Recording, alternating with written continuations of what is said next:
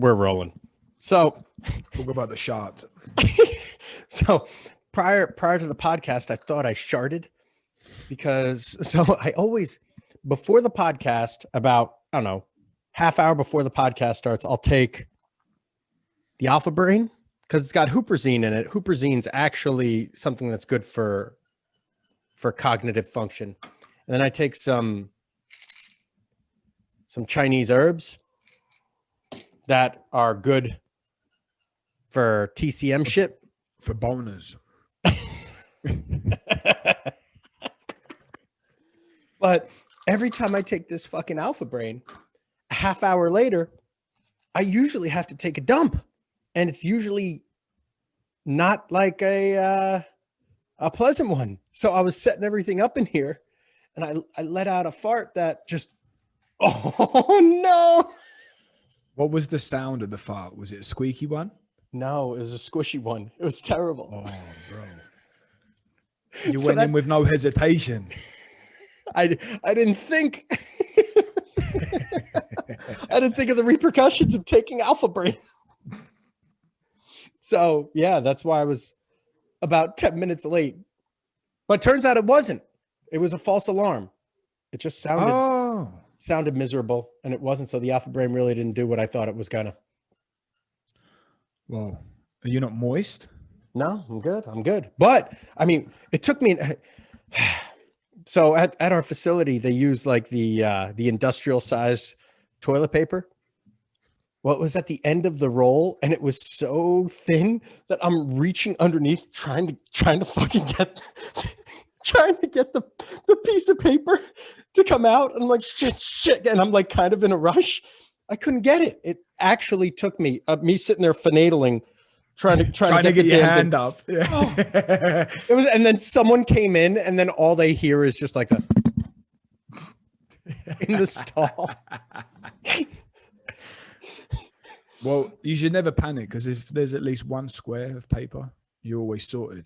My cousin told me a trick that they used to do in the army. So you get the square, you fold it in half, you pinch out the middle bit so that there's a hole. You go in with your finger, you scoop all the gunk out. You wipe your finger all over the rest of the toilet paper, and then that little circle bit, that's for doing your fingernail at the end.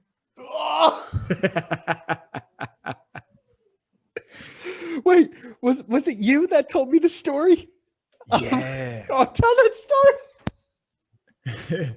Friend of mine at university takes a girl home one night. He ate a kebab or something beforehand, so his belly's in trouble. Wakes up midway through the night and just needs to go. But this is one of the university dorms where there's not even a toilet, and it was an all-girls dorm. So he didn't want to go into their toilet and let it go, but I don't even think he had the time. So he was also a military boy, and he'd heard, or somehow anyway, he decided to lay it in his sock. And then he was going to lob it out the window because he was in like a tower. So once he's lassoing it around, building up the momentum to let it go out, he lobs it out the window, goes back to sleep, thinks like nothing's happened, gets woken up in the morning, gets a glass of water thrown on his face and a chick going crazy. And as he comes to, she's like, "What's all this around the room?" And as he looks around, he just sees the speckles of that kebab plastered in different places. The sock must have had holes in it.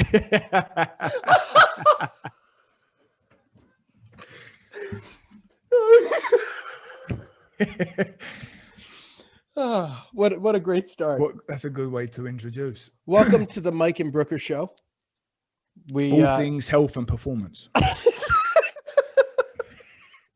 If you're a first-time listener. So one of my friends had reached out to me last night or 2 nights ago and had asked me, what do you think about the Theragun craze? I said, Theragun craze? I said, is it a fucking craze? Yeah, you know, my father-in-law has one. Her sister, or his daughter has one. Like all these people, they all have Theraguns. What do you think of them? And I said, well, they're a percussion device, right? They're for percussion massage. I don't particularly So this is my own thought in percussion guns. I don't particularly care for them. I think that the body responds to percussion like a percussion device like that, because the amplitude and the frequency is the frequency is too low and the amplitude is too great, that the musculature doesn't necessarily relax. The body kind of thinks of it almost as like an assault, and it's more likely to tense up than it is to relax. Yeah, Whereas, they are quite aggressive, aren't they? And I prefer vibration, because that frequency is significantly higher and the amplitude is significantly lower, even though the intensity can be greater. I think the body adapts way better and relaxes way more to vibration than it does to percussion any day of the week. You know who loves vibration is Rolf. So Rolf used to have, we might have to fact check this, but he used to run a training studio that was only for women. And it was like, he had these different rooms that were basically stations. So you'd go into one room for 10 minutes, then to the next, to the next, to the next. And one of the rooms was always vibration. And he's a massive proponent on this for blood flow, relaxing the system and different things like this. So, I mean, I remember using the power plate and trying to stretch on it and do things on it like years and years ago, 15 years ago, something like that. But I mean, I've got a Theragun. I don't use it. Yeah. I feel like all of these things, they're gimmicks. I mean, they're probably better than nothing, but it's like rolling out. It's a cheap man's massage. The Theragun, it's never going to be as good as getting some proper treatment from someone. But, I don't know. I know some people that love them and other people that buy it. They love it for a couple of weeks and then they stop using it. Yeah, they're bloody expensive for what they are. I know. I think I have 2 or 3 of them. And what's interesting is when my friend had asked me about them, I said, "What, massage guns?" He goes, "Yeah. What do you think of them?" I was like, "I don't know. Brookstone's been." He said, "It's the craze." I was like, "I don't know if it's a craze or anything. Like, Brookstone's been selling them for fucking 20 years. I bought my dad a massage gun way back when it looked like some fucking weird vibrator." Like a drill. Yeah. It's I don't know. He said, "Well, are these any good?" I said, "I don't think they're any different from the old ones. Like, in fact, I think they're probably more. They don't work as well as maybe the old school Brookstone ones that were more vibration. It was a greater frequency on those, I thought, than it was on these handguns that just go like, like I don't know. I don't know. We when they first came out, I was using them a lot. And it didn't yield the adaptation that I wanted. The vibration did. Yeah. So when they have those vibrating foam rollers, I like those vibrating foam rollers way more than the percussion guns, and they're half the price. Yeah, me too. I prefer them, but also they're not miracle cure. What, the vibration? The vibrational rollers. I mean, they're great too, but they get people through certain stuff. But again, it's not to. I think it's an addition to things, or if we're talking for pro athletes, it's an addition. It shouldn't be replacing treatment from proper professionals. For totally. Amateur people, of course, chuck it in. If you feel better for it, then great. But I mean, I'm always skeptical of any new instrument that's coming around, because I don't think that there is really much new under the sun. But what about, I mean, you see also now people using the cupping, and they cup themselves and stuff like that. Where are you at with cupping now? Because I know you were playing around with it and also doing Eldoas at one point. I remember you doing that. Yeah. Where are you at with cupping? So cupping I will utilize, but it's, people ask me, "Oh, do you do cupping?" Like, yeah, well, it's part of TCM. Like, it's an aspect of it. I will utilize it when I need to. Why do I utilize cupping?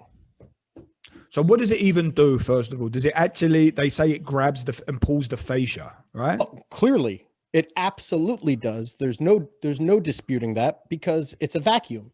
You're sucking the air out, and it's a suction cup. So you're pulling skin, you're pulling fascia. So, I mean, whether it does anything long-term to the fascia is a different story. But temporarily, it 100% absolutely manipulates the fascia. That is clear as day. However, there are people that say cupping doesn't work. Well, I don't agree or disagree with them. It depends on what you're using it for. Right. Now my question is, now if those same people that say cupping doesn't work say, but massage does, I say, fuck you. Right. Because that's all cupping is. Massage is positive pressure. Cupping is negative pressure. It's just fucking pressure. And the body's going to respond to pressure how it needs to. Now there's situations where sometimes tissue is almost gunked up, and by cupping, it pulls that tissue off the area and creates space for interstitial fluid to go through for increased circulation. I think that can happen.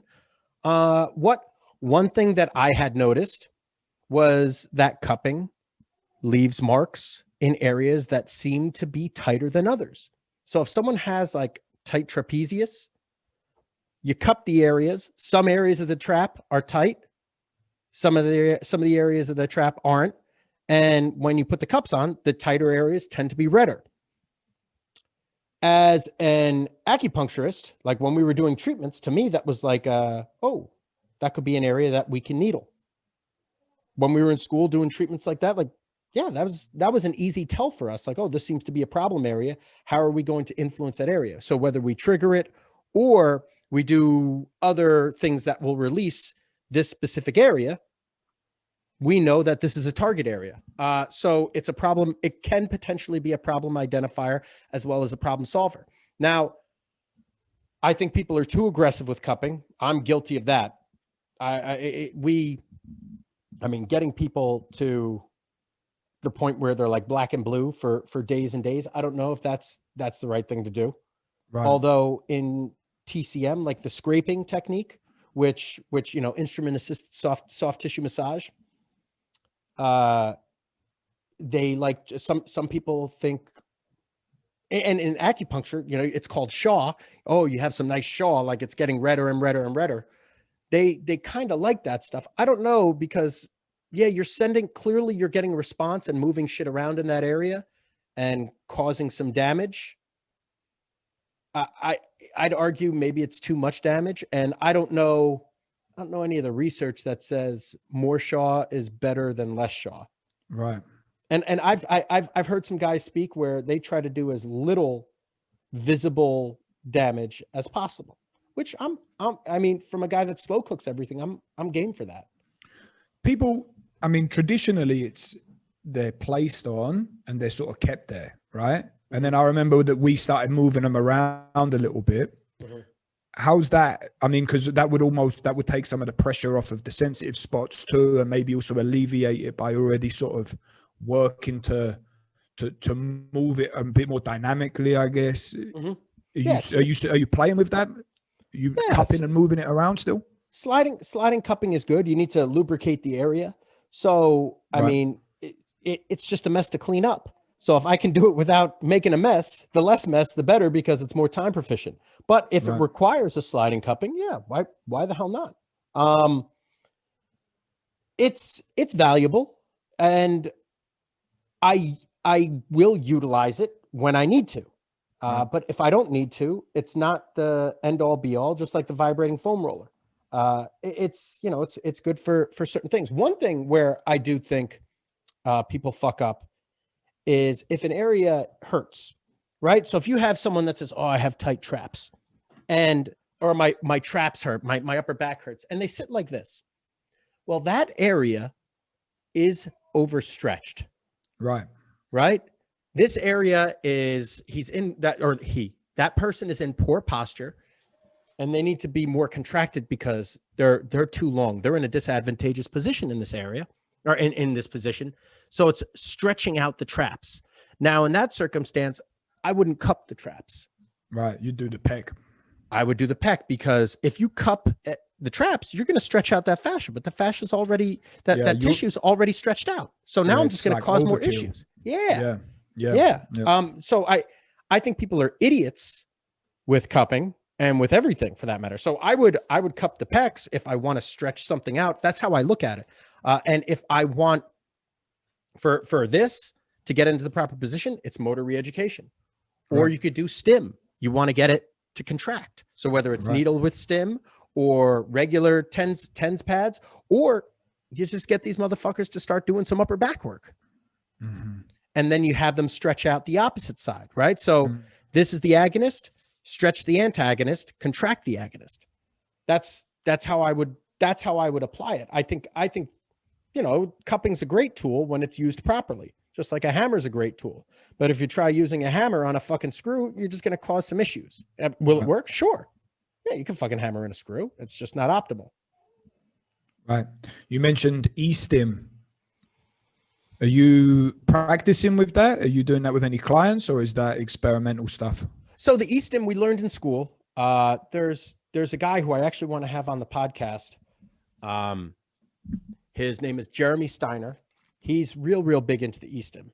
Now, one of my issues with the E-Stim is there are different frequencies, different hertz that allegedly yield specific adaptations from a hormonal response, from a hormonal standpoint. Like if you use 150 hertz, it's like norepinephrine, and it's used for vasodilation. And my thought process is, well, if you look up norepinephrine, it's not a vasodilator, it's a vasoconstrictor. But then you look at like norepinephrine B, like a beta norepinephrine or something like that, that's the vasodilation. So how do we know that these specific hertz, these specific frequencies are yielding this adaptation and secreting the hormonal response that they're alleging it does? I don't know where they're coming up with this information. There's a dopamine frequency. There's a serotonin frequency. I don't fucking know. Well, it's similar to what you hear also even with the binaural beats, right? And people listen to certain frequencies to, get into different states in their head and stuff. It's hard, I guess. I mean, remember back when you were talking about studying acupuncture, and then we was like, even if it's just to get people lying there and it's almost like a body scan meditation because they can feel different needles going in, placebo. And who cares? Because if it works, it works. Mm-hmm. I guess with the E-Stim, that's going to kick that placebo effect in even more, regardless of actually what the effects of it are. Because you can, I've had an E-Stim once done, and you can feel these sort of micro pulses going in, and you're just focused on that for the whole time. So afterwards, when you start moving it around, your sense of perception is very different because you've just focused on something for a little while. You know what I mean? So the hertz, are they sort of explicit? Are people aware of it, or is it such a small amount that's going in that it's very unnoticeable? So my thought process is the lower the frequency, the more motor re-education that occurs when applying it to a muscle. Mm-hmm. Because that if it's 1 hertz, like it's like 1 beat per minute or something like that, 2 hertz, 2 beats per minute, and so on and so forth. Maybe, I don't know. I forget what it is. I could have just made that up. But the higher the frequency, the higher the pulse. So once you get to like 150 hertz, it just feels like a bee sting. Just feels like a constant thing. So that's going to put more blood flow into that area because it's just constantly pulsing. I mean, you could get up to 500 hertz with these things. So if you're doing 2 to 8 hertz, bump, bump, bump, bump, bump, bump, bump, bump, bump, that's the muscle contracting. You're getting those fibers to individually contract like that. And that could be more motor re-education. Whereas a higher frequency, like 150 hertz or up, that can be sending blood flow to that area. One of the, when I questioned someone, I said, well, how do you know it's sending blood flow to the area? I said, well, just put your hand on it. Is it warm? So yeah, well, blood's there. Okay. That's one way of looking at it. I suppose I can't argue. Yeah. So the way I look at it is, if I want motor re-education, I'll use a lower frequency. If I want, and I want those muscles to start contracting, which I seldom want contractions, I guess. I want more blood flow, and then I can get motor re-education through exercise. Mm-hmm. And if I want blood flow, I'll go a higher frequency. But I don't even know how accurate any of that is. This is just my thought process right now with things as I just think about it. So I don't know. Did that answer your question? What was your question? Something along those lines. Yeah. You still using the sauna much? Oh yeah. Oh fucking yeah. I use the sauna a ton still. And we get that some bitch cranked up to over 200 degrees. Nice. Good. I fucking love it. Yeah. So I was talking with one of my NFL guys. We were in the sauna and we were BSing. And he said, well, we need 20 minutes in here. We're at minute 15. We got to pump through it. Otherwise, we're just mentally weak. We got to train our minds. I said, at minute 15, I was like, how often do you train your mind? He goes, oh, you got to train it all the time. I said, would you say that you're already pretty mentally tough in that area? Like you can push yourself through things? He goes, well, when guys are done conditioning, I will condition more. I said, why? Because I'm tougher than them. I said, all right, so you're already mentally tough. Let's get out of the sauna. He said, why? We need to like fight through this. It's like, it seems like you do enough fighting. You know, I've said this to you too, right? You'll go into a fucking 90-degree sauna for 90 degrees Celsius for an hour. No, not 90 degrees Celsius. 80 I'll be in there for an hour. Well, I have been in for an hour. Well, I'd heard someone else did it. They did it 10 days, an hour each day. And they said that it had amazing effects on their body. I didn't do it for 10 days straight, but I've done it maybe 4 or 5 times for an hour. Bro, I like going in there and just, for me, it's a nice place also because there's no noise, there's no phone. I mean, sometimes I take my phone in when I call you and then it blows up after 5 minutes. So, but I mean, the whole idea that you have to do it for a certain amount of time, I don't agree with, because I've had times where I've gone in, say, at 100 degrees Celsius. So what's that, 210, 215? Something like that, yeah. Something like that. And I can go in there and I can do 15 minutes and get a couple more minutes out. And then I've been in there other times where trying to get through to 10 minutes is just, it's an absolute battle. So I think there's a lot also to do with the perceived amount of stress. I mean, how much stress you're going in there with is it's a huge factor. I mean, if you do cold plunge before you even go in, you know, or if you're doing 3 rounds, hot, cold, hot, cold, hot, cold, you know, it changes. And also the state that you're in, how hydrated are you, you know, all of these different factors are coming in as well. And also what's distracting you while you're in there. If you've got someone to talk to, you might be able to sit in there a bit longer than if you're sitting there by yourself, you know, and there's just sweat dripping off and you're like, I'm dying. I want to get out. So, you know, but I mean, this mentally tough part, I don't know, maybe that's his thing. That's what he feels like gives him the edge. Yeah. Yeah. But I mean, it is what it is. If you're constantly training that and you're clearly winning every battle, well, who gives a fuck? Like, why? Where he derives his confidence from, though, as part of his belief, right? I outwork everybody. That's why I deserve to be here. That's why I can do this. You know, this is a guy that's always some belief. This is a guy that's always injured. So I said to him, well, clearly mental toughness isn't your limiting factor, is it? Right. I say it's your physical is the limiting factor. There's something going on with you structurally that we haven't yet identified. So, well, let's get the fuck out of the sauna, because clearly you don't need work on that. Maybe you need to know when to quit. Right.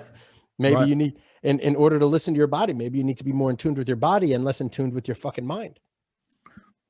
I mean, it's all well and good knowing that you're able to push through if you really need to. But I mean, these guys are like Formula One cars. If the signal light's going off and they don't pull over with the car, you're going to end up having a devastating crash. The consequences are huge. So, yeah, I mean, for guys like that, makes sense.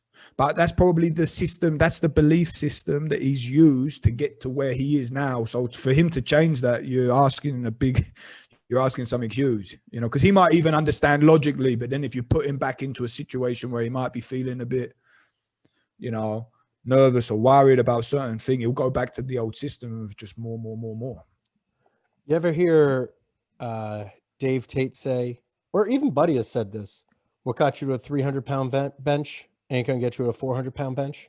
Yeah, but it's the same for all sports skills. From beginner to intermediate, it's one thing. Intermediate to advanced is something else. Advanced to elite is something else. Elite to maybe legend. Maybe. All right. Yeah. Listen, this got him to the NFL. What's going to keep him there?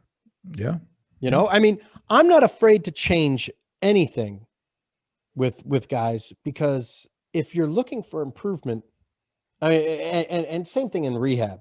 If anyone tells you rehab is anything other than guess and check, they're full of shit. Right. Because it's always guess and check, guess and check. So, I mean, Path is not afraid to change the entire fucking model. He's not afraid to do it. He says, I've blown a couple of guys up, but he's also helped a ton of guys too. I think we have to. I think our job is to challenge status quo responsibly. Like, we need to have some kind of reason to change the things that we're changing, rather than saying, oh, well, it's good the way it is. If it ain't broke, don't fix it. Because then why the fuck are they paying us? Right. Listen, mate, I'm with you. And that's where the big growth is found, by trying something new and novel. And also, how many times in the past have you been completely sure of something and then later on you're like, well, actually that doesn't explain this at all. So I don't know, man. I think this whole idea that we really know what we're doing the whole time, and this whole idea of selling people and coaching, it's flawed. It's fundamentally flawed. You know, I love the quote from Naval. It's like, nutritionists won't make you thin, doctors won't make you healthy, gurus won't make you calm. You know, all of this, and it's at the end, it's just accept responsibility yourself and just figure it out. I mean, of course, if you're an NFL player, you got to look out. You can't become an expert on nutrition and body work and do all that yourself. But still, for us, I mean, man, there's no way. There's no way at all. I think now that everything's getting pushed to be accredited and you got to do this study and this and this, everybody knows the same thing. So no one's even coming at it with a different pair of eyes, you know? Yeah. Yeah. That, and in fact, that's why fad diets that are counter to the culture are so fucking huge. Yep. Man, I'm telling you, I think the biggest blessing for both of us was that we never went into the, we stayed in the private sector. We were lucky with that, because we've got a lot of freedom to do what we want to do, and then to create our own style and system. So before we go on, where do you use the sauna? Are you only using it at the end of workouts? Do you ever use it for any warm-up stuff? Oh, so I've used it for warm-up stuff before, and I liked it. But last time I used it for warm-up stuff, I didn't. So I said, oh, let me just hop in the sauna, and then I'll get right into deadlifting. You know, I'll do the bar. I'll do 135, 225, 315, my normal buildup. Bro, I blew up my fucking back. I had 135 on the bar. I'm like, oh, geez, I don't know. It doesn't feel that great. I had 225 on the bar. I was like, wow, that really fucking hurt. And I didn't deadlift the rest of the day. Since then, I haven't done it for any warm-up stuff. But I mean, what's the difference between hitting the sauna and hitting on the bike? Right. And then you do your normal warm-up. It's supposed to, so you're increasing core temperature. Right. And I made the same mistake too. I used to think sitting in the sauna for 20 minutes means I'm warmed up and I'm not going to hurt myself. And then, I did. But you can also use it. You can even take parts of the warm up into the sauna too, and play around with it like that. Because sometimes with guys, I'll chuck it on 80 at the beginning, and we'll probably spend 20 minutes in there. And first 5-10 minutes, we're talking, catching up, understanding what we're here for, what we're focusing on, what's the current status of everything, and then we'll start doing some basic movements in there. Just some different activation stuff, easy peasy stuff. Because I mean, obviously, you're restricted, and also equipment stuff. But we'll go in there, get the body quite hot, but not too stressed. And then I'll go for a cool shower, to go off, no real hardcore cold plunges, and then we'll continue the warm up after that, you know, and then we'll go into more of like some sort of GPP regression of where we are. And then I might even chuck them, depending on the person, we might even go back in the sauna, and the sauna's already up a little bit more at the end of the warm up to finish it off, then hit a cold, and then start the main part of the session with a little bit of a warm up back in, because it just seems to facilitate this huge changes in blood flow. People feel really good usually after that. That's right. You do the cold before a workout too. Yeah. Yeah. I'll even do cold before I go in before the sauna. Mm-hmm. So, but I like that. I like to go hot, cold, and then exercise after the cold. That I like that combination. Yeah, I know whenever we used to go to the bathhouse, that Russian bathhouse, Yeah. and that sauna had to have been 220 degrees easily. Yeah, that was a hot one. Yeah, that thing was hotter than any sauna that I've been in. And we would go into, and we'd feel exhausted coming out of the sauna, go into the cold tub, and it's like, holy shit, it felt amazing. Yeah, fucking amazing. Yeah, and energized like a motherfucker. Like I could do anything. So awake, and that's why I like sometimes to do it and structure it in this way. I mean, you know, also I know that part of the service that I offer here is it's one of the experience of it too. So the more that we're implementing all this other different stuff to it too, people really enjoy it, because it's definitely different than just going into the gym and doing 3 sets of 10 of this, you know, 5 by 5 this, you know. How are you doing with your hypnotherapy? Good. So I'm actually in the process right now with trying to change my PhD study design, because the corona has fucked that up. So I'm looking at trying to maybe implement using technology to help me with the data collection. So I'm going back and forth on that a little bit, but I'm using the hypnosis right now for the majority of people. I'm using it for pre-game, like mental warm-up. And with some guys, I've got it. So it's not the traditional sort of sleep state. It's not sleep, but the sort of very relaxed state of hypnosis. I like to use more of an active alert. So I have some guys on the bicycle, some guys with different arm movements that you can just, you know, some guys it's something simple as like alternate bicep curls, or some guys it's pushing their arms up above their head. But yeah, it's going well, mate. Some guys love it. Other guys, it takes a bit of time. I also have been even playing with it, because some people, you know, their imagination isn't very strong, even though they really want this whole thing to work and they love the idea of sort of having this sort of mental prep. So we'll make a highlight video from their games, and still with the same speech patterns, but they're looking at something rather than with their eyes closed. But with the active alert stuff, you don't need your eyes closed. You know, so if you got a guy on a bicycle, we don't want to make it anything that's big, and then you know, you feel like people are watching you or something like that, so that you can really focus on what you're doing. So they'll have their eyes open, they'll have their headphones in, and they'll just be on the bicycle and trying to follow along as much as they can and imagine the words that are being spoken out. So I still think it's great. I think if people learn the power of self-hypnosis, I think it's really, really cool. And remember, it's nothing to do with me doing it to someone. It's what they're doing to themselves. Mm-hmm. So. All right. Let's cut it on that. We'll do a quick half-hour podcast, and we'll continue next week. That's good.